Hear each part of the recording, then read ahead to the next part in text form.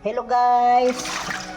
Sa akong paglibot-libot karon nga aga, amo ni ang akon nga nakita, abalong. Sa amon nga Ilonggo ang tawag sini abalong. Di ko lang balaan sa iban nga dialect pa kung ano ini sa ila. Pero sa amon nga Ilonggo abalong ini siya. So, ang kuan sini, iimugid na nga humladon para nga makuha ang mga higko sa sulod.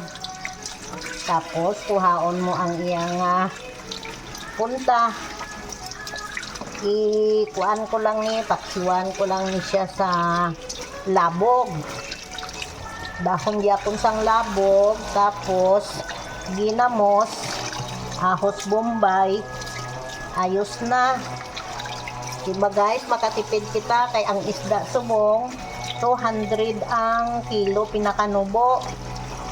So makabudget kita, kung mapisan kita, malagaw-lagaw lang kita sa palibot kagi ang gulay, ayos na, simple lang pagpangabuhi sa uma. Bye bye.